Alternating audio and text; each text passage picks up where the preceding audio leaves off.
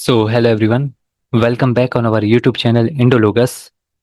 आज से हम जियोग्राफी सीरीज स्टार्ट करने वाले हैं हमारे यूट्यूब चैनल पर। जैसा कि आप सब जानते हैं, अभी हाल ही में हमने पॉलिटी सीरीज कंप्लीट करी है। पॉलिटी सीरीज के जितने भी सारे लेक्चर्स हैं वो आपको प्लेलिस्ट में जाके मिल जाएंगे।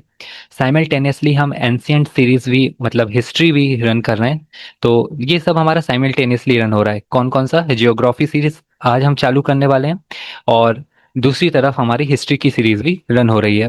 तो चलिए आज हम ज्योग्राफी का चैप्टर नंबर 1 देखते हैं, जो कि है सोलर सिस्टम। पहले हम कुछ इंपॉर्टेंट डिस्कशन करेंगे इसके बारे में, फिर इससे रिलेटेड जितने भी हमारे इंपॉर्टेंट क्वेश्चंस हो जाएंगे उन्हें देखेंगे। तो चलिए शुरू करते हैं। देखिए, पहले तो मैंने यहाँ पर एक स्लाइड ली है। यहाँ पर बहुत सारी स्लाइड्स मिलेंगी जहाँ पर हम प्लैनेट्स के बारे में जानेंगे। तो शुरू करते हैं हम सन से। तो सन क्या है? हमारा एक तरीके का स्टार ही है। अब स्टार से मेरा मतलब क्या है? देखिए, स्टार एक ऐसी सेलेस्टियल बॉडी रहती है जिसके पास खुद की एनर्जी रहती है, जिसके पास खुद की लाइट रहती है। तो मैं बोल सकता हूँ कि सन जो है वो is a type of a star.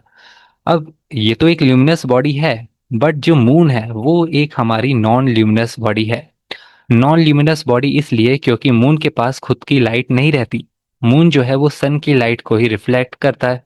आशा करता हूँ इतना तो आप सब जानते होंगे। और सन की अगर और बातें हम जाने तो सन में बहुत सारी लेयर्स रहती हैं, जिसमें हमारी आउटर मोस्ट लेयर है वो कोरोना हो जाती है। ओके। और जो हमारा विजुअल पार्ट रहता है सन का जो हमारा विजुअल पार्ट रहता है या विजुअल सरफेस है उसको हम फोटोस्फेयर बोलते हैं। और क्रोमोस्फेयर भी आ जाती है। फिर उसके बाद हमारा सन का जो है वो सेंटर आ जाता है जिसको हम कोर बोलते हैं। और उस कोर में, उस सेंटर में सन के टेम्परेचर कितना रहता है? 15.7 मिलियन केल्विन। अब जितना भी हमारा टाइम लगता है किसको, सनलाइट को अर्थ की सरफेस पर पहुंचने के लिए, वो कितना है? 8 मिनट्स 20 सेकेंड्स। ओके, ये कुछ इंपॉर्टेंट पॉइंट्स हो गए हमारे सन से रिलेटेड। वो एक हमारी ल्यूमिनस बॉडी है, स्टार है। कुछ लेयर्स हो गई उनकी। और कितना टाइम लगता है अर्थ सरफेस पर पहुंचने के लिए? 8 मिनट्स 20 सेकेंड्स। अब जब हम डिस्टेंस मेजर करते हैं सेलेस्टियल बॉडीज के बीच में, तो हमारे पास दो यूनिट रहती है। पहली यूनिट हो जाएगी हमारी लाइट ईयर, दूसरी यूनिट हमारी हो जाएगी पारसेक। एक लाइट ईयर में कितना डिस्टेंस रहता है? 9.46 10 की पावर 12 किलोमीटर। ओके। और एक पारसेक में कितना हमारा डिस्टेंस रहता है? 3.26 लाइट ईयर्स। तो आपके पास दो यूनिट है डिस्टेंस मेजर करने के लिए। किनके बीच की? सेलेस्टियल बॉडीज की डिस्टेंस मेजर करने के लिए। एक आपकी हो जाएगी लाइट ईयर, दूसरी आपकी यूनिट हो जाएगी पारसेक। अब जो हमारा डिस्टेंस है बिटवीन सन एंड अर्थ वो कितना है? वो है हमारा 149.5 मिलियन किलोमीटर। ये याद रखिएगा। अब हम बात करते हैं मरकरी के बारे में। तो मरकरी, देखिए, सन की सबसे पास जो हमारा प्लेनेट है वो कौन सा है? नियरेस्ट प्लेनेट टू सन वो है हमारा मरकरी। मरकरी की बात करें तो इसके पास एटमॉस्फेयर नहीं रहता है, और इसके पास खुद का कोई भी मून नहीं रहता है। या अब मैं आगे जो भी सैटेलाइट की बात करूंगा उससे मेरा मतलब है मून। तो मरकरी के पास ना तो खुद का एटमॉस्फेयर है, मरकरी के पास ना तो खुद की सैटेलाइट है, ना तो खुद का मून है। ओके। और सबसे फास्टेस्ट रेवोल्यूशन टाइम पीरियड किसका है अगर प्लेनेट की बात करें सोलर सिस्टम में? तो वो है मरकरी का, 88 डेज। देखिए, रोटेशन का मतलब क्या रहता है? रोटेशन जब प्लेनेट अपने एक्सिस पर रोटेट करता है। और रेवोल्यूशन का मतलब क्या रहता है? जब वो सन के अराउंड ऑर्बिट में रिवॉल्व करता है तो उसको हम रेवोल्यूशन बोलते हैं। तो सबसे फास्टेस्ट रेवोल्यूशन किसका है? मरकरी का है। उसका टाइम पीरियड कितना है? 88 डेज। अब हम वीनस की बात कर लेते हैं। देखिए, वीनस वीनस की बात करें तो इसको हम नाम से जानते हैं। कौन से नाम से? लूसीफर प्लेनेट के नाम से जानते हैं। लूसीफर प्लेनेट जिसको लाइट ब्रिंगर भी बोलते हैं। अब लूसीफर प्लेनेट, इसको लाइट ब्रिंगर इसलिए बोल रहे हैं क्योंकि ये सबसे ब्राइटेस्ट प्लेनेट है हमारे पूरी सोलर सिस्टम का। ओके। अगर आपसे पूछ ले सबसे चमकीला प्लेनेट कौन सा है, सबसे ब्राइटेस्ट प्लेनेट कौन सा है हमारे पूरे सोलर सिस्टम में, तो वो हमारा हो जाएगा वीनस। इसलिए इसको लूसीफर प्लेनेट बोलते हैं। लूसीफर से मतलब है लाइट ब्रिंगर। वीनस और यूरेनस, आगे हम यूरेनस के बारे में भी पढ़ेंगे। वीनस और यूरेनस जो है वो ईस्ट से वेस्ट की तरफ रोटेट होते हैं। ओके। बाकी प्लेनेट हमारे वेस्ट टू ईस्ट की तरफ रोटेट होते हैं। और ये सेकंड क्लोजेस्ट प्लेनेट है टू सन। लूसीफर प्लेनेट के नाम से इसको जानते हैं। इसको ट्विन सिस्टर भी बोला जाता है या अर्थ की सिस्टर भी बोला जाता है। ट्विन सिस्टर किसको बोला जाएगा? अर्थ की, वीनस को बोला जाएगा। इसको और नाम से जाना जाता है, मॉर्निंग स्टार या इवनिंग स्टार नाम से भी जानते हैं। और अगर आपसे पूछ ले कि पूरे सोलर सिस्टम में सबसे स्लोएस्ट, या स्लोएस्ट तो नहीं, सबसे लॉन्गेस्ट अगर मैं बात करूं, रोटेशन टाइम पीरियड किसका रहता है? 243 डेज। तो मतलब ऐसे भी बोल सकते हैं कि सबसे स्लोएस्ट रोटेशन स्पीड किसकी रहती है? वो हमारी किसकी रहती है? वीनस की रहती है। और सबसे ज्यादा लॉन्गेस्ट पीरियड ये लेता है 243 डेज का to complete its rotation. Okay. तो आपसे दो क्वेश्चंस बन सकते हैं यहाँ से। पहला क्वेश्चन तो ये हो सकता है कि सबसे स्लोएस्ट रोटेशन किसकी है, तो वो भी वीनस। या सबसे लंबा टाइम रोटेटिंग टाइम कौन लेता है, वो भी हमारा वीनस, 243 डेज। कुछ फैक्ट्स जैसे ये हमारा ब्राइटेस्ट प्लेनेट है, और ये हॉटेस्ट प्लेनेट पूरे सोलर सिस्टम का, सबसे हॉटेस्ट प्लेनेट, सबसे गर्म प्लेनेट कौन सा है? वो है हमारा वीनस। ओके। क्यों? क्योंकि यहाँ पर thick clouds of H2SO4 sulphuric acid हमें देखने को मिल जाते हैं। तो ऐसा नहीं है कि मरकरी जो है वो सबसे पास है तो ये गर्म होगा, नहीं। वीनस जो है वो हमारा सबसे गर्म प्लेनेट है पूरे सोलर सिस्टम का। अर्थ के बारे में बात करते हैं तो देखिए, अर्थ, इसको हमारा जो प्लेनेट है उसको हम ब्लू प्लेनेट के नाम से भी जानते हैं। अर्थ जो है वो पूरे सोलर सिस्टम में सबसे डेंसेस्ट प्लेनेट है। ओके। सबसे ज्यादा डेंसिटी अगर पूरे सोलर सिस्टम में किसी प्लेनेट की है तो वो किसकी है? अर्थ की है। इसके पास अपना खुद का एक नेचुरल सैटेलाइट है जिसे हम मून के नाम से जानते हैं। ओके। अब मार्स की बात करते हैं तो मार्स हमारा रेड प्लेनेट है। रेड प्लेनेट इसलिए क्योंकि यहाँ पर हमें आयरन ऑक्साइड देखने को मिल जाती है। मार्स के पास खुद की दो सैटेलाइट्स हैं जिसको फोबोस या डीमोस के नाम से हम जानते हैं। और पूरे सोलर सिस्टम का सबसे हाईएस्ट पॉइंट अगर है तो वो कहाँ कहाँ पर है? मार्स पर ही है, जहाँ पर एक वोल्केनो है, ओलंपस मॉन्स। ओके। MONS होगा यहाँ पर। ओलंपस मॉन्स नाम का एक वोल्केनो है।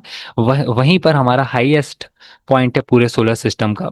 तो माउंट एवरेस्ट तो हमारे अर्थ पर है, बट अगर हम पूरे सोलर सिस्टम की बात करेंगे तो पूरे सोलर सिस्टम में हाईएस्ट पॉइंट कौन सा हो जाएगा? मार्स पर मिल जाएगा आपको वोल्केनो ओलंपस मॉन्स। अब यहाँ पर मैंने कुछ डिवीजन करा हुआ है। देखिए डिवीजन क्या, यहाँ पर मैंने प्लेनेट लिए मरकरी, वीनस, अर्थ, मार्स, और उसके दूसरी तरफ मैंने प्लेनेट लिए जुपिटर, सैटर्न, यूरेनस और नेपच्यून। अगर मैं आगे की चार प्लेनेट की बात करूं तो ये हमारे टेरेस्ट्रियल प्लेनेट रहते हैं या इनर प्लेनेट के नाम से जानते हैं। ओके। और ये प्लेनेट जो है वो रॉक्स से बने रहते हैं। इनकी डेंसिटी जो है वो हाईली डेंस रहते हैं, है ना। तो ये टेरेस्ट्रियल प्लेनेट हो जाएंगे। इनको इनर प्लेनेट के नाम से भी जानते हैं। ज्यादातर ये रॉक्स से बने रहते हैं और इनकी डेंसिटी जो है वो हाई रहती है। इनके बीच में एक डिवीजन रहता है, डिवाइड करता है कौन? Asteroid belt. एस्टेरॉइड बेल्ट से मेरा मतलब क्या है? वो belt which contains a massive collection of rocky objects known as asteroids, जो रॉकी ऑब्जेक्ट्स, पत्थर जैसे कुछ ऑब्जेक्ट्स को कंटेन करता है जिसे हम एस्टेरॉइड्स बोलते हैं। उसके बाद हमारे जुपिटर, सैटर्न, यूरेनस और नेपच्यून आ जाते हैं जिनको हम आउटर प्लेनेट बोलते हैं, जोवियन प्लेनेट बोलते हैं, जो हमारे गैसेस से बने रहते हैं और ये लाइट इन डेंसिटी रहते हैं, है ना। तो चार, शुरू के चार प्लेनेट हमारे टेरेस्ट्रियल प्लेनेट, इनर प्लेनेट हो गए जो कि हाईली डेंस हैं, जो रॉक्स से बने हुए हैं। और लास्ट के चार प्लेनेट, एस्टेरॉइड बेल्ट के बाद हमारे चार प्लेनेट, वो हमारे बने होंगे गैसेस से, जिनको हम आउटर प्लेनेट भी बोलते हैं या जोवियन प्लेनेट भी बोलते हैं। और कभी कभी अब आपसे ये भी पूछ सकता है कि हमें एस्टेरॉइड बेल्ट जो है वो किन दो प्लैनेट्स के बीच में देखने को मिल जाता है, तो वो हमें मार्स और जुपिटर के बीच में देखने को मिलेगा, है ना। अब एस्टेरॉइड के बारे में तो आप जान गए। अब ये पूरे एस्टेरॉइड हो गया, कॉमेट्स हो गया, ये सब हमारे सन के अराउंड ही रिवॉल्व करते हैं। कॉमेट्स क्या रहते हैं? कॉमेट्स हमारे आईसी ऑब्जेक्ट्स रहते हैं, है ना। अब एस्टेरॉइड तो हमारे रॉकी ऑब्जेक्ट्स हो गए, बट जो कॉमेट्स हैं ओवर द टाइम वो आईसी ऑब्जेक्ट्स हमें अपेयर होने लगते हैं। ओके। अब हाँ, यहाँ पर हम एक डिफरेंस देखेंगे मीटेरॉइड का, मीटियोर्स का और मीटेराइट का, है ना। देखो, जो छोटे छोटे पत्थर रहते हैं एस्टेरॉइड से भी छोटे रहते हैं, उन्हें हम मीटेरॉइड बोलते हैं। जब वो हमारे एटमॉस्फेयर में एंटर होकर मिसोस्फेयर, अभी हम आगे एटमॉस्फेयर हमारा चैप्टर आएगा जियोग्राफी में, उसमें हम पढ़ेंगे लेयर्स ऑफ एटमॉस्फेयर। तो जो हमारे एटमॉस्फेयर में जब मीटेरॉइड जो है वो एंटर होते हैं और मिसोस्फेयर में आके वो पूरी तरीके से जल जाते हैं तो उन्हें हम क्या बोलते हैं? मीटियोर बोलते हैं। ओके। और कुछ हमारे मीटेरॉइड जो हैं वो अर्थ पर आके स्ट्राइक करते हैं, उनको हम मीटेरॉइट बोलते हैं। तो मीटेरॉइट, मीटियोर्स और मीटेरॉइट, ये इनका डिफरेंस याद रखना आप। यहाँ पर हमने क्या देखा, अर्थ के बारे में जाना, मार्स के बारे में जाना, एस्ट्रॉइड बेल्ट के बारे में जाना, शुरू के 4 प्लेनेट, बाद के 4 प्लेनेट, और ये भी याद रखना कि जो हमारे एस्ट्रॉइड बेल्ट के बाद जो लास्ट के 4 प्लेनेट रहते हैं वो साइज में बहुत ज्यादा बड़े रहते हैं एज कम्पेयर टू शुरू के 4 प्लेनेट, है ना। अब डॉर्फ प्लेनेट क्या रहते हैं, देखो डॉर्फ प्लेनेट से मेरा मतलब है वो celestial body that orbits the sun, वो भी हमारे ऑर्बिट करती हैं सन के ही around, is roughly spherical but is not large enough to be classified as a fully fledged planet। मतलब हम उन्हें पूरी तरीके से प्लेनेट नहीं बोल सकते। वो रफली स्फेरिकल रहती हैं बट इतनी भी बड़े प्लेनेट नहीं है जिन्हें हम सोलर सिस्टम में शामिल कर सकते हैं एज अ ट्रू प्लेनेट, है ना। जिन्हें हम, जो अभी हम 8 प्लेनेट के बारे में पढ़ रहे हैं उसमें हम इन्हें इंक्लूड नहीं कर सकते हैं, वो डॉर्फ प्लेनेट रहेंगे। वो भी हमारे सन के अराउंड ही रिवॉल्व कर रहे हैं बट वो इतने बड़े नहीं रहते हैं कि उन्हें हम अपने सोलर सिस्टम में जो टॉप के 8 प्लैनेट्स हैं उनमें हम इंक्लूड कर सकें। अब देखिए जुपिटर के बारे में बात करते हैं। अब जुपिटर, अगर आपसे पूछ ले सोलर सिस्टम में सबसे बड़ा प्लैनेट कौन सा है, तो सबसे बड़ा प्लैनेट, लार्जेस्ट प्लैनेट हमारा हो जाएगा जुपिटर। और वो इसलिए भी क्योंकि एस्ट्रॉयड बेल्ट के बाद जितने भी हमारे प्लेनेट आएंगे जैसा मैंने आपको बताया वो सब अब लार्ज इन साइज है ना। तो सबसे बड़ा तो पूरा सोलर सिस्टम में हमारा जुपिटर प्लेनेट ही हो जाएगा। सबसे शॉर्टेस्ट रोटेशन इसका रहता है, मतलब जो अपनी एक्सिस पर रोटेट करता है, ये पूरे प्लेनेट की अगर हम कंपैरिजन करें तो सबसे शॉर्टेस्ट रोटेशन टाइम पीरियड इसी का रहता है 9 आवर्स 55 मिनट्स। साथ ही साथ इसके पास अभी तो 101 मून्स हैं, अभी हाल ही में मार्च 2026 में अपडेट हुआ है। बट कभी कभी अगर आपको ऑप्शन में नहीं मिले तो आप 95 मून्स भी लगा सकते हैं। बट अगर रिसेंट में अगर पूछ ले, है ना, जो मार्च में अपडेट हुआ है तो 101 मून्स हैं। और इसके बहुत सारे मून्स हैं, जैसे 101 मून्स अभी करंट में है और मार्च 2026 से पहले 95 थे।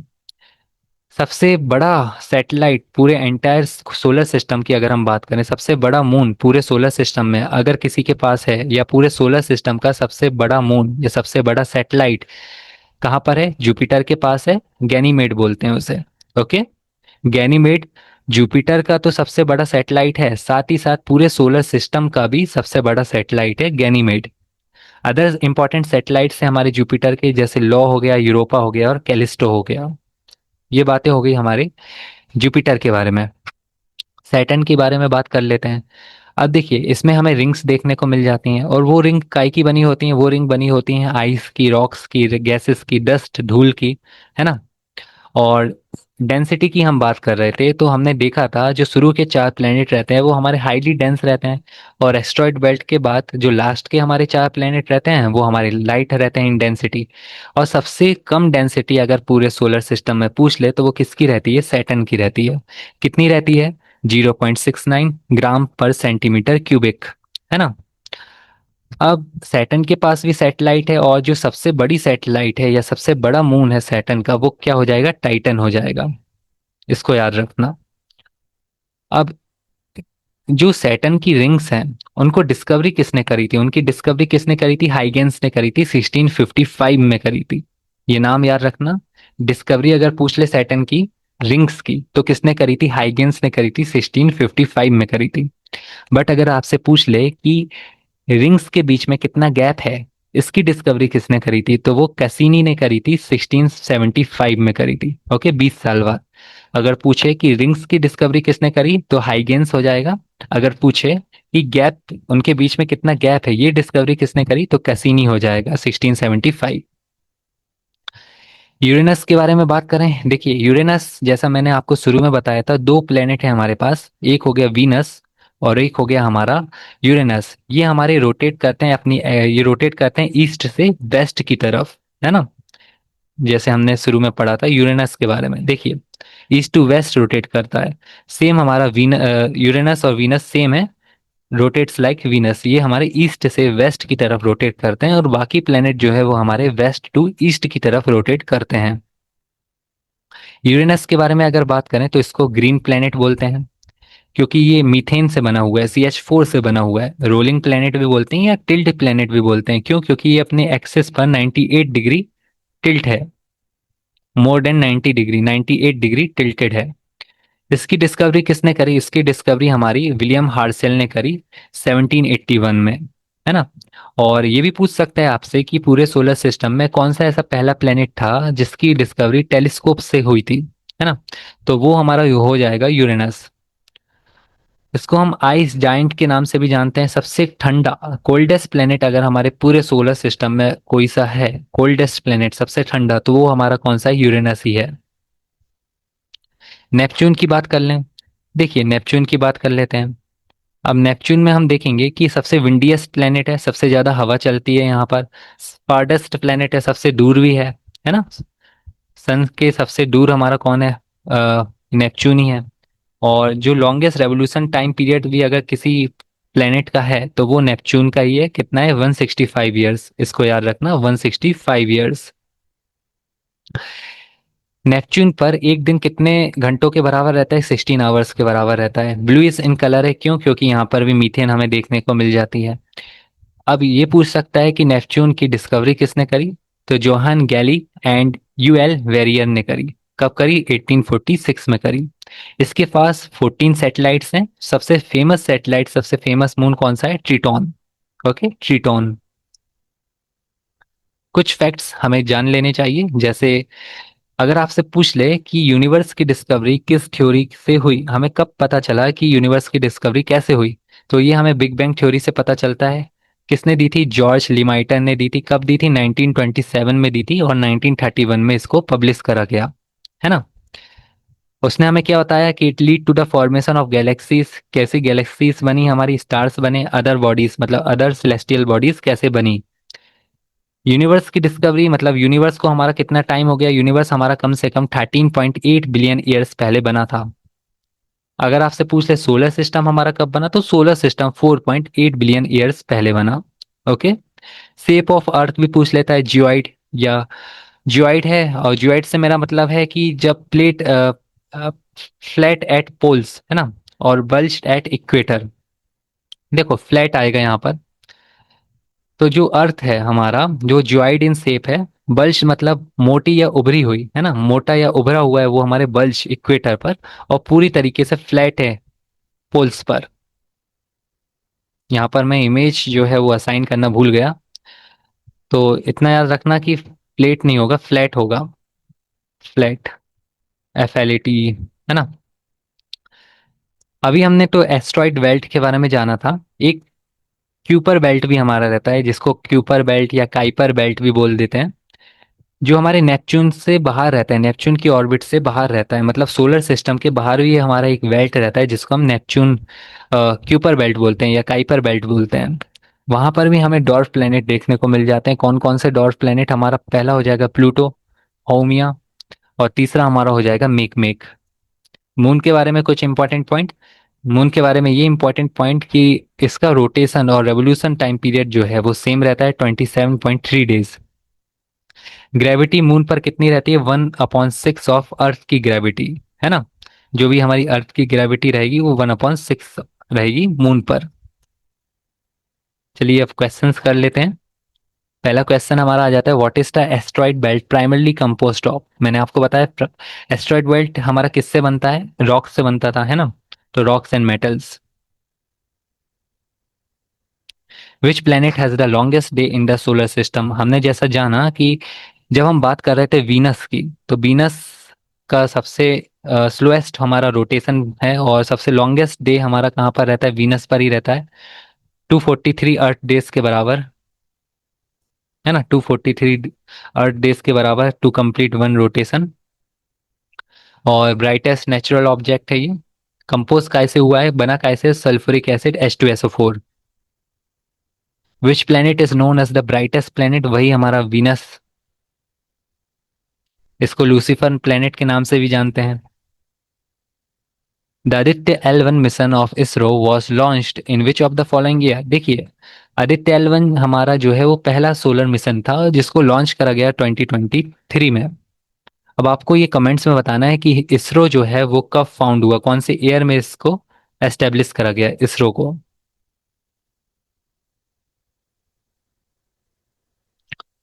आदित्य L1 लॉन्च हुआ था 2 सितंबर 2023 ने 23 में। और किसने लॉन्च करा था? इसरो ने करा था। आपको कमेंट्स में बताना है कि इसरो का एस्टेब्लिश्ड ईयर कौन सा है। The planet distinctively characterized by its complex ring system.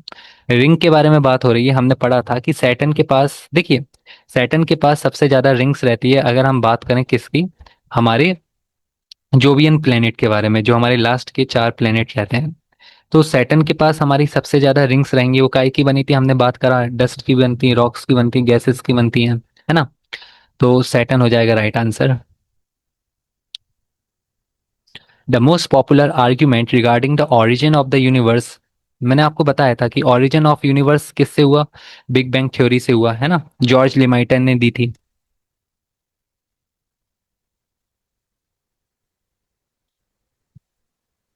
Father of big bang theory. Which of the following statement is correct regarding sun, regarding star? देखिए, दो बातें बोल रहा है स्टार के बारे में। It is made up of gases, they do not have their on heat and light, तो ये तो गलत हो जाएगा। पहला पॉइंट ही हमारा लेक्चर का यही था कि स्टार क्या होता है? एक सेलेस्टियल बॉडी रहती है जिसके पास खुद की एनर्जी है, खुद की लाइट है ना। It is made up of gases, ये सही है, ये गलत है। Only one.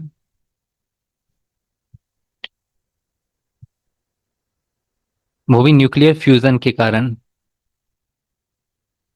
As of August 2025 Jupiter has 95 moons. देखिए, अगस्त 2025 की बात है तो 95 थे। अभी मार्च में शायद अपडेट हुआ है तो 101 हो जाएगा, है ना। The galaxies are spread over vast distances which are measured in. तो हम सेलेस्टियल बॉडीज के बीच में डिस्टेंस को मेजर करते हैं, और वो किस यूनिट में करते हैं? लाइट ईयर्स में करते हैं, पार्सेक में करते हैं। यहाँ पर क्या होगा? लाइट ईयर हो जाएगा। Which of the following planets is classified as a gas giant? Gas के बारे में, गैस जाइंट कौन सा प्लेनेट है? देखिए, इसमें अगर हम बात करें, अर्थ तो होगा नहीं, ओके, मार्स भी नहीं होगा, बचा हमारा बीनस और जुपिटर। तो गैस जाइंट हमारा जुपिटर हो जाएगा। Which planet is also referred as a dwarf planet? देखिए, प्लूटो के बारे में मैंने आपको बताया नहीं, पहले ये हमारे पार्ट हुआ करता था सोलर सिस्टम का, बट करंट में नहीं है। प्लूटो को भी हम डॉर्फ प्लेनेट के नाम से जानते हैं, मतलब एक तरीके का ये डॉर्फ प्लेनेट ही है।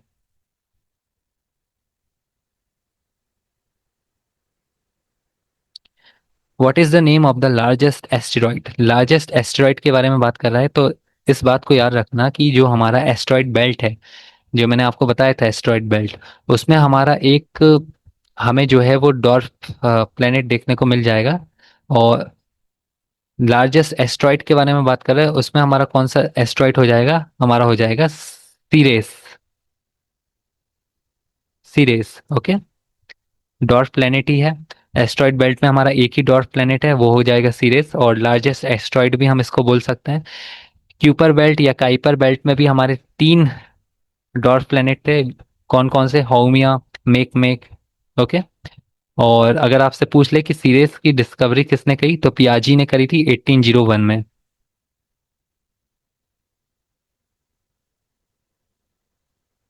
विच layer of the sun is responsible for the majority of solar radiation reaching earth? Answer हो जाएगा photosphere. Visible emitting surface layer, वो लेयर जिसको हम सन की, वो लेयर जिसको हम देख सकते हैं। कोरोना आउटर मोस्ट लेयर हो गई, visible only at the time of solar eclipse. Which is the first planet discovered with the aid या with the help of telescope? Telescope की मदद से पहला प्लेनेट डिस्कवर करा गया था, वो था हमारा यूरेनस। विलियम हर्सल ने डिस्कवर करा था 1781 में। The mean distance between the sun and earth is approximately. बोल रहा है कि सन और अर्थ के बीच में कितनी डिस्टेंस है। मैंने आपको बताया था कितनी डिस्टेंस है, 149.6 मिलियन किलोमीटर, ओके।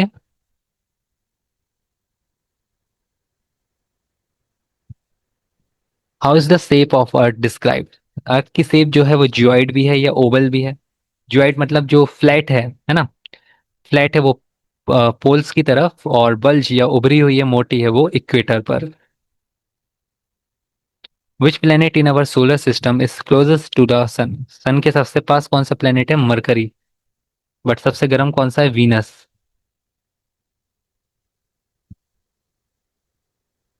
सबसे शॉर्टेस्ट इसका रेवोल्यूशन टाइम पीरियड है 88 डेज का। Which acid makes the atmosphere of Venus have thick white and yellowish clouds? Venus पर H2SO4 के क्लाउड्स थे, ओके, जिसके कारण वो हॉटेस्ट प्लेनेट है। Sulphuric acid.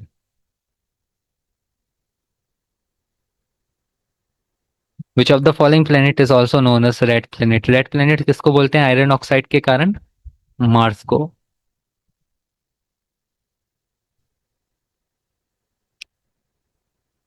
Which is the coldest planet? देखिए, नेपच्यून हमारा विंडीएस्ट प्लेनेट है, तो ये तो नहीं होगा। ये हमारा हॉटेस्ट है और ये हमारा ब्राइटेस्ट है, तो ये भी नहीं होगा, है ना। जुपिटर हमारा सबसे बड़ा प्लेनेट है और सबसे फास्टेस्ट इसका रोटेशन टाइम पीरियड है, ये भी नहीं होगा। यूरेनस हमारा सबसे ठंडा प्लेनेट है।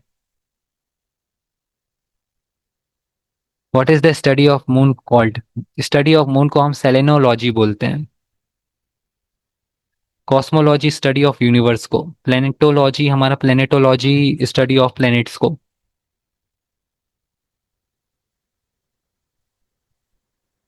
The term blood moon is use to refer to. Blood moon के बारे में बता रहा है, तो इसको अभी हम छोड़ेंगे, ओके, क्योंकि इसको मैं आगे समझाऊंगा जैसे नेक्स्ट लेक्चर आएगा ना, जब हम एक्लिप्स के बारे में बात करेंगे, सोलर एक्लिप्स और लूनर एक्लिप्स के बारे में, तो वहां पर मैं इसको समझाऊंगा आपको। इसको अभी रहने दीजिए। A body of frozen gases, rock and dust traveling in an elongated orbit around the sun is called। देखिए, यहाँ पर बात किसकी हो रही है? फ्रोजन गैसेस या रॉक, डस्ट। फ्रोजन मतलब आइसी ऑब्जेक्ट्स, कौन हो जाएगा? कॉमेट्स।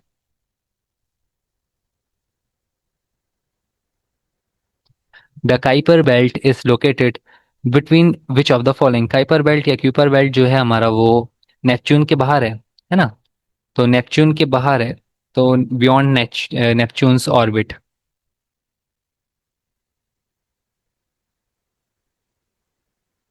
शेप के बारे में बताया गया, डिस्क शेप्ड है, contains Pluto, Haumea, Makemake and many icy bodies. ये सब हमारे क्या हैं? डॉर्फ प्लैनेट्स हैं। तो इसी के साथ we are done with today session. उम्मीद करता हूँ आज का लेक्चर आपको अच्छा लगा होगा। अब मिलते हैं नेक्स्ट लेक्चर में।